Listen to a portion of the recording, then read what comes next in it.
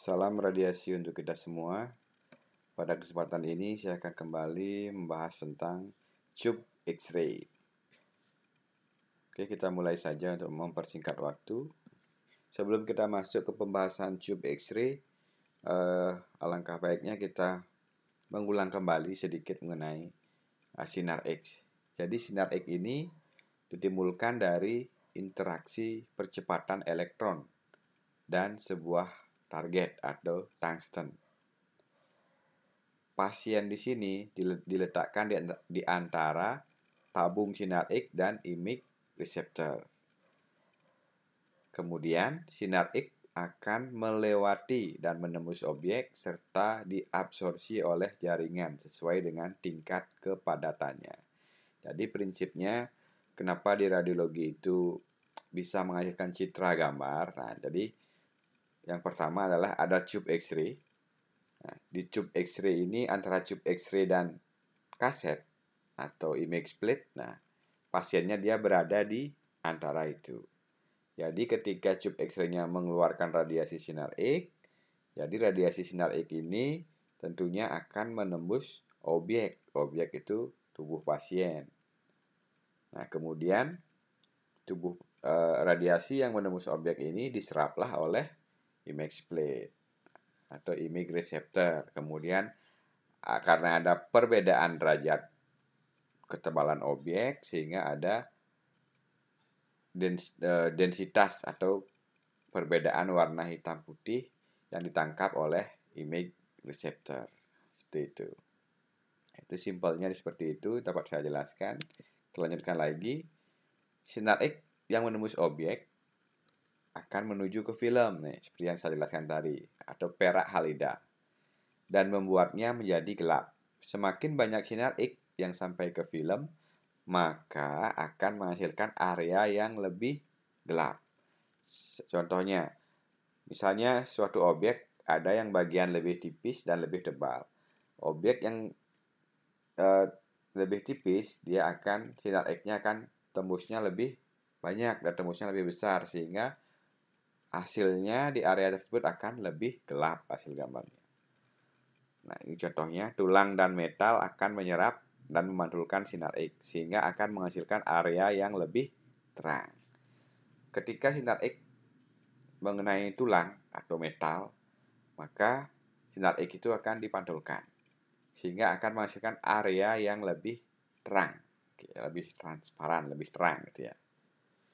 Kemudian soft tissue akan meneruskan sinar X yang lebih banyak ke image receptor sehingga menghasilkan area yang lebih gelap. Oke, di sini ada soft tissue akan meneruskan sinar X lebih banyak. Sinar X yang diteruskan lebih banyak maka hasilnya akan lebih gelap, densitasnya akan lebih gelap, derajat kehitamannya lebih gelap. Kemudian visualisasi jaringan dengan tingkat density yang hampir sama dapat di-enhance dengan menggunakan kontras media. Jadi dalam radiologi itu ada namanya kontras media. Kontras media ini semacam obat yang dimasukkan ke dalam tubuh sehingga dapat menampilkan citra atau enhance kontras media itu menjadi lebih terang atau menyengat ya. Jadi kontras media ini adalah cairan yang mengandung elemen yang memiliki nomor atom yang tinggi. Contohnya barium iodin di sini. Kontras media di sini akan menyerap lebih banyak foton dibandingkan jaringan sekitarnya, sehingga jaringan akan tampak lebih enhance atau lebih jelas dia ketika diberikan kontras media. Media kontras ini dapat diinjeksikan, disuntikkan, maksudnya ditelan ataupun diberikan secara enema. Nah, ini ada contoh gambar, ini tabung sinar X. Nah, ini elektron beam generator, ada tungsten target metal, resultant X-ray beam. Oke, di sini ada kolimasi. Ya, ini kolimasi sehingga sinar X-nya dia terukur keluarnya sesuai dengan luas lapangan penyinaran. Ini ada objek ini berupa pasien. Nah, sinar X-nya keluar, dia menembus objek di sini. Nah, kemudian ditangkap oleh kaset atau image plate di sini. Hasil sinar X yang berhasil melewati ini, objek ini akan digambarkan di sini berupa derajat kehitaman atau densitas yang berbeda-beda pada kaset. Oke, saya lanjutkan kembali. Nah, ini adalah contoh dari diagnostik portable. Ini alat diagnostik medical X-ray unit yang sifatnya portable, bisa dipindah-pindah, bisa dibawa ke mana-mana. Nah, ini X-ray dental. Oke, ini alat X-ray untuk pemeriksaan gigi. Nah, jadi dia kurang lebih bentuknya seperti ini. Oke. Nah, ini juga sama. Diagnostik tube mobile yang juga bisa dipindah-pindahkan kemana-mana. Ini adalah besi roda. Oke. Ada alat sinar X yang konstan, tidak bisa dipindah-pindahkan untuk ruangan diagnostik juga. Oke, kita masuk sekarang ke komponen dari tube X-ray. Oke, sebelumnya seperti yang rekan-rekan ketahui, sekarang sudah umum lambang radiasi itu ya seperti ini ya. Bisa dilihat.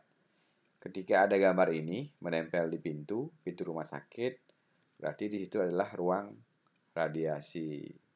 Dimohon kalau bepergian ke rumah sakit, lambang ini diperhatikan.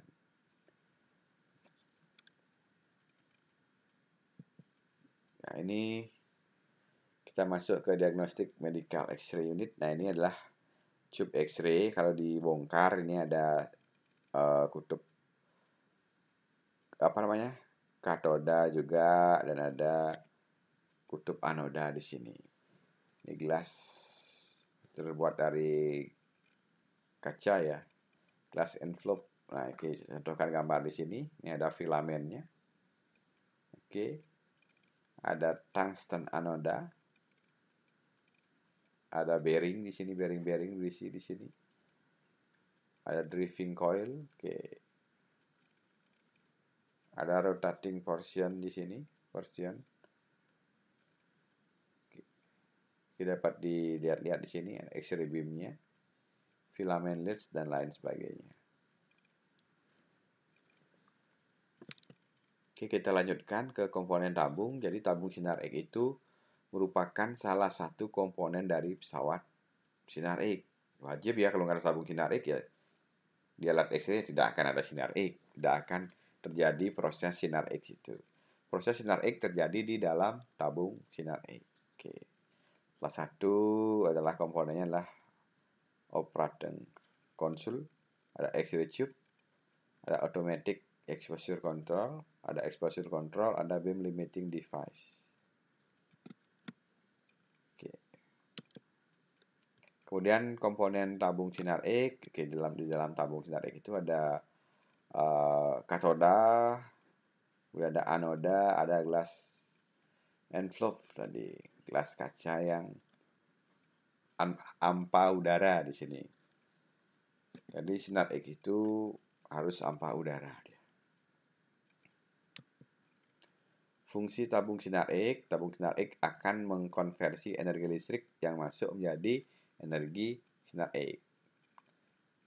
Selain itu juga dapat sebagai penyearah dari gelombang arus di situ.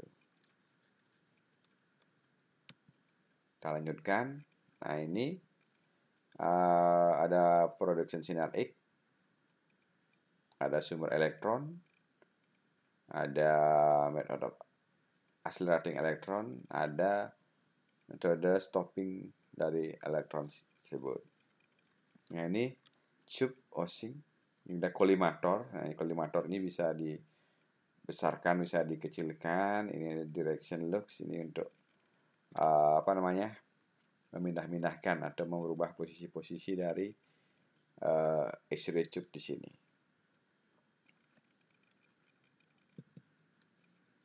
Nah, di sini dapat kita lihat bersama-sama seperti tadi. Katoda itu ingat kutub negatif, anoda itu adalah kutub positif. Oke, seperti gambar di sini. The focusing cup. Oke, ada rotating target, ada window, ada focal spot, ada rotor di sini. Tim ada glass envelope tadi. Tabung tanpa udara di sini.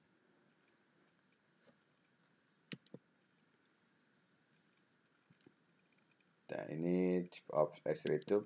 Nah, di sini ada dua tipe dari tabung X-ray itu adalah stationary anoda dan rotating anoda. Oke, kita bisa lihat bersama-sama. Stationary anoda X-ray tube di sini sifatnya dia menggunakan tenaga listrik yang rendah. Berdaya rendah karena desain dan konstruksinya yang relatif. Kemudian produksi sinar X berdaya rendah atau sedang.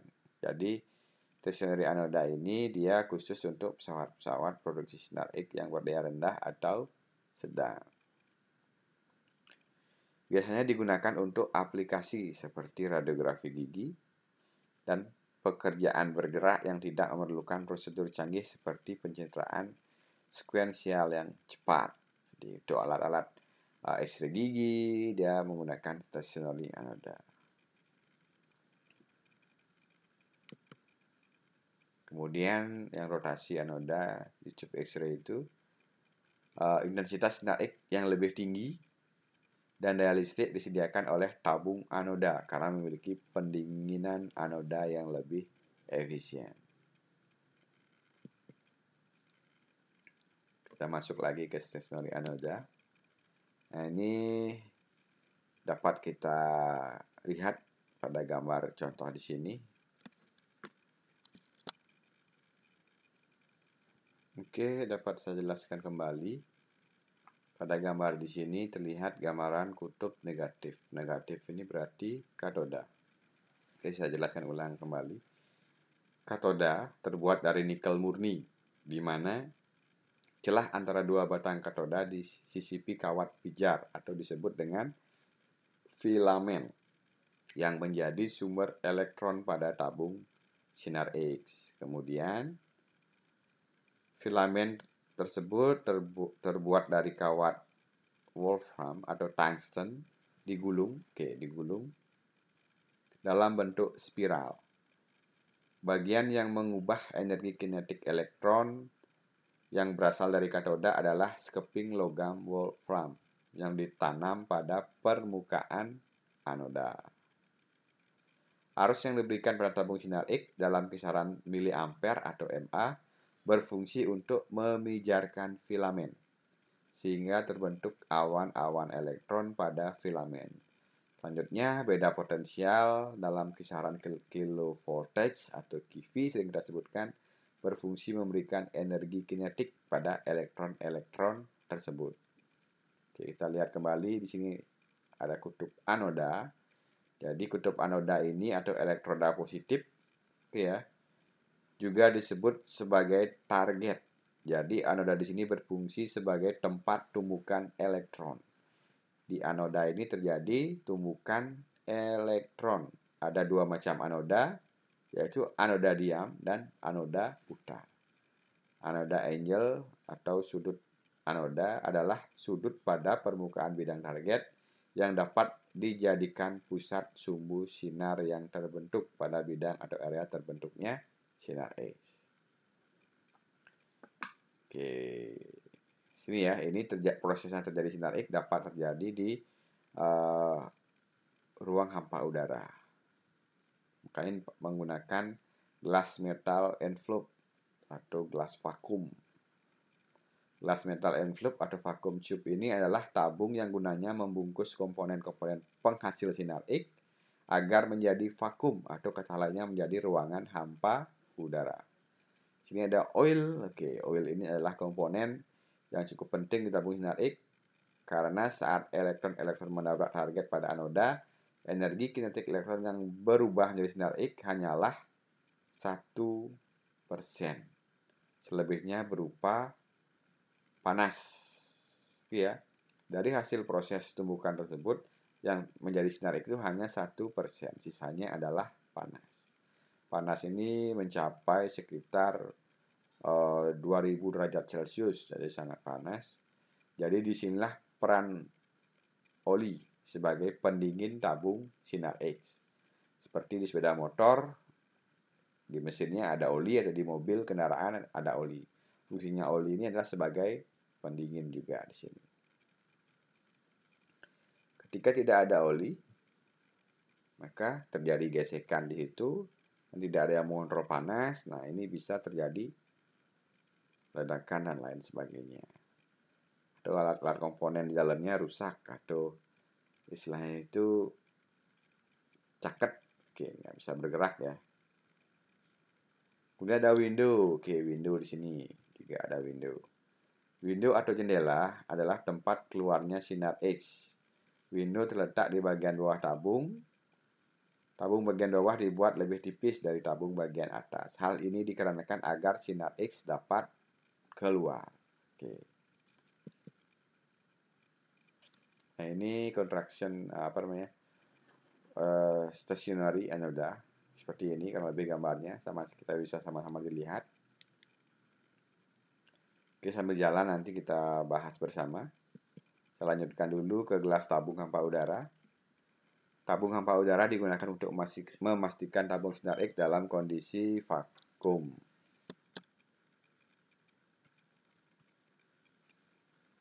Tabung hampa ini menghubungkan anoda atau popper pada satu sisi dan katoda atau nikel pada ujung lainnya. Kemudian gelas tabung kaca hampa udara ini diharapkan dapat menjadi isolator listrik yang baik, atau arus yang besar akan mengalir melaluinya ketika perbedaan potensial diterapkan antara anoda dan katoda. Kemudian katoda di sini, komponen-komponen katoda itu adalah ada filamen, di katoda itu ada focusing cap, ada sporting wires, ada katoda support. Oke, filamen. Jadi filamen inilah sumber elektron adalah filamen. Ini dipanasi oleh arus listrik. Hal ini akan meningkatkan vibrasi atom dalam filamen sehingga akan mengemisikan panas dan cahaya. Untuk melepaskan elektron dan meninggalkan permukaan filamen membutuhkan energi panas yang sangat besar. Fenomena ini dinamakan emisi termionik. Kemudian laju elektron yang dipancarkan meningkat dengan suhu filamen. Emisi termionik merupakan emisi elektron dari permukaan logam setelah dipanaskan. Nah, filamen di sini terbuat dari kawat tungsten melingkar tipis. Oke. Mengapa terbuat dari kawat tungsten? Jadi tungsten ini adalah pemancar termionik yang baik. Tungsten ini memiliki tekanan uap udara yang rendah, artinya tidak mudah menghasilkan uap udara. Tungsten ini bentuknya kasar dan mudah ditarik menjadi kabel yang tipis jika diperlukan. Mudah dibentuk penggunaan tungsten di sini. Nah, di sini sebuah tabung sinar X memiliki dua filamen dengan ukuran yang berbeda yang diletakkan side by side, sering disebut dengan dual focus tube. Dua filamen ini menghasilkan dua ukuran fokus elektron pada anoda yang berbeda. Satu untuk penggunaan secara umum dan lainnya fokus kecil untuk pemeriksaan yang membutuhkan unsharpness geometrik yang lebih rendah. Jadi dalam pesawat sinar X itu ada fokus kecil dan fokus besar. Untuk pemeriksaan yang membutuhkan objek yang lebih besar, dia tembus yang lebih tinggi, itu kita menggunakan fokus besar biasanya.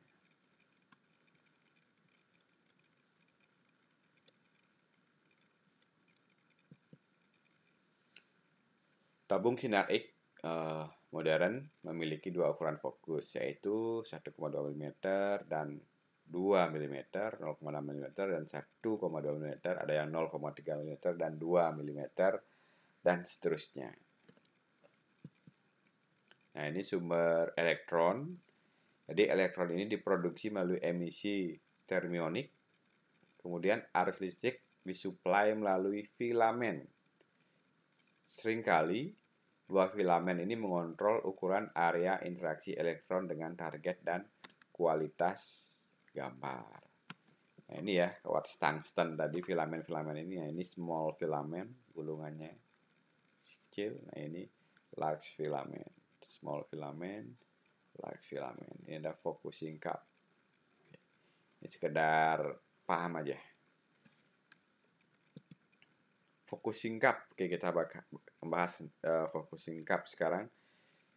Di sini bahan terbuat dari nikel, molybdenum, stainless steel. Focusing cup di sini digunakan untuk memfokuskan elektron ke bahan target. Bahan ini memiliki titik lebur yang tinggi dan merupakan pemancar termionik yang relatif lemah. Oke. Kita bahas ke anoda. Anoda di sini tersusun dari dua bahan, tembaga dan tungsten, yang dikenal sebagai compound anoda. Anoda terdiri dari blok dan batangnya terbuat dari tembaga. Target atau piringan tungsten tipis, kurang lebih 2-3 mm, dan permukaan yang miring dari blok tembaga. Elektron dari filamen difokuskan pada target. Kemudian yang terjadi adalah 1% energi diubah menjadi sinar X ditambahkan panas, berarti 99% itu yang dihasilkan pada tabung sinar X itu adalah panas, dan 1%-nya adalah sinar X yang dikeluarkan melalui window di sini. Anoda di sini berputar untuk meningkatkan beban panas dari kapasitas yang terjadi.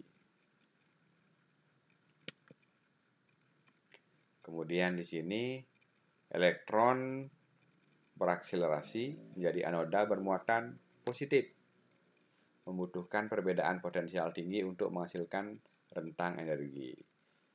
Diagnostik sinar X biasanya dia terjadi pada 30 kV sampai 150 kV atau kV sering kita sebut.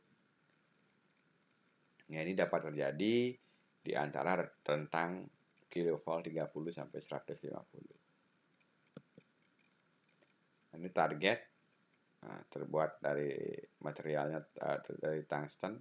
Tungsten memiliki nomor atom set yang tinggi sebesar 74. Kemudian intensitas berkas sinar X sebanding dengan Z.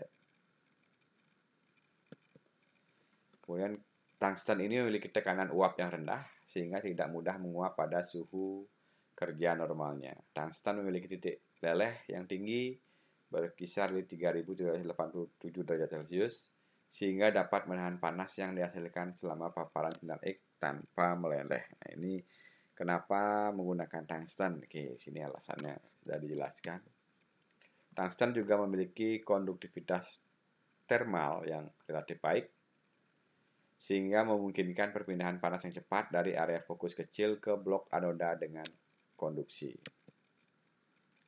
Tungsten ini merupakan bahan yang cocok untuk pengerjaan mesin menjadi bentuk dan ukurannya yang dibutuhkan. Jadi gampang dibentuk, menyesuaikan dengan ruang yang disediakan untuk pemakaian X-ray tube di sini. Focal spot atau titik fokus area di dalam bahan target di mana elektron mencapai target untuk menghasilkan sinar X. Kemudian anoda diatur dengan memperhatikan proses berkas sinar X, dikenal dengan istilah sudut anoda. Nah, kemudian ada proses juga, proses anoda Hill effect namanya. Apa itu anoda Hill effect? Anoda Hill effect ini pada dasarnya merupakan sebuah perbedaan intensitas sinar X yang terbentuk pada tabung sinar X antar kedua sisi diode. Efek ini diakibatkan oleh penyudutan bidang target pada sisi anoda. Efek ini menunjukkan bahwa terjadi perbedaan intensitas sinar X antara sisi anoda dan katoda. Intensitas sinar X yang terbentuk pada sisi katoda akan lebih banyak bila dibandingkan ya. Kemudian penyebab dari anoda Hall effect di sini, penurunan intensitas pada sisi anoda terjadi dari emisi yang hampir sejajar dengan sudut target, di mana terdapat peningkatan penyerapan foton sinar X oleh target itu sendiri. Fenomena ini sangat jelas terlihat pada tabung sinar X dengan anoda putar. Karena tabung sinar X dengan anoda putar menggunakan sudut cukup tajam, yakni sebesar 17 derajat atau kurang. Secara umum, semakin curam sudut pada daerah anoda, maka akan semakin besar risiko terjadinya anoda Hall effect. Pengaruh yang disebabkan anoda Hall effect ini berpengaruh terhadap jumlah intensitas radiasi antara anoda dan katoda tabung sinar X, maka secara otomatis efek ini juga akan berpengaruh terhadap densitas radiograf yang dihasilkan. Densitas itu derajat kehitaman. Kemudian anoda Hall effect akan dapat terlihat jelas ketika kolimator dibuka lebar jika dibandingkan dengan kolimator dibuka sedikit. Hal ini dikarenakan daerah penyinaran akan lebih tampak maksimal dan lebih terlihat menyeluruh. Kemudian manfaatnya dalam pemanfaatnya di instalasi radiologi ya, anoda Hall effect memiliki peran penting dalam menghasilkan kualitas radiograf yang optimal. Salah satunya adalah pemeriksaan tulang belakang atau kolumna vertebrae lumbal, di mana pada objek ini tubuh bagian bawah pasien memiliki ketebalan yang tinggi jika dibandingkan dengan tubuh bagian atas pasien. Dengan memanfaatkan anoda Hall effect, kita dapat meletakkan tubuh bagian atas pada sisi anoda, sedangkan tubuh bagian bawah lebih tebal pada sisi katoda. Oke. Seperti ini yang dapat saya sampaikan pada kesempatan ini. Kemudian ada manfaat lainnya juga. Anoda Hall effect dapat dimanfaatkan dengan memanfaatkan objek dengan ketebalan yang bervariasi sesuai dengan posisi anoda dan katoda pada tabung sinar X, yakni dengan cara meletakkan objek yang lebih tebal pada daerah katoda dan menempatkan objek yang lebih tipis pada daerah katoda. Oke.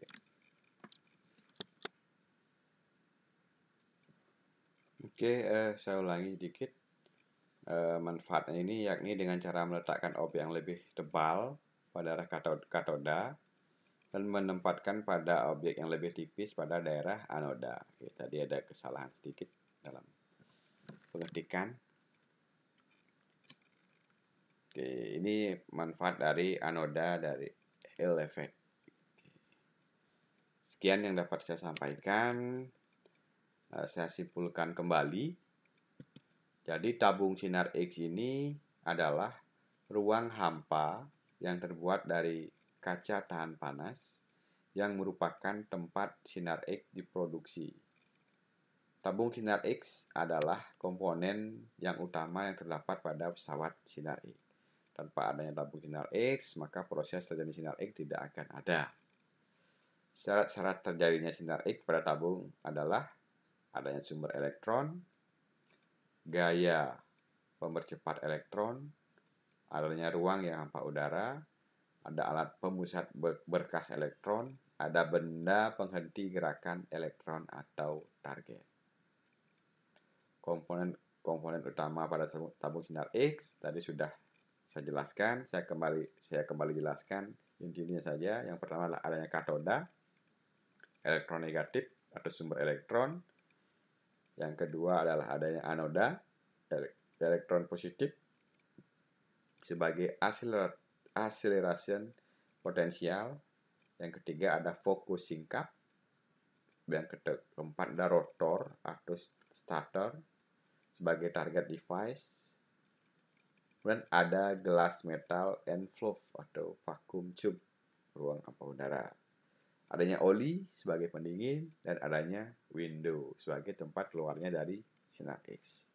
Mungkin itu garis besar yang dapat saya sampaikan. Nanti kurang lebihnya bisa kita diskusi kembali. Terima kasih atas waktunya. Salam radiasi untuk kita semua.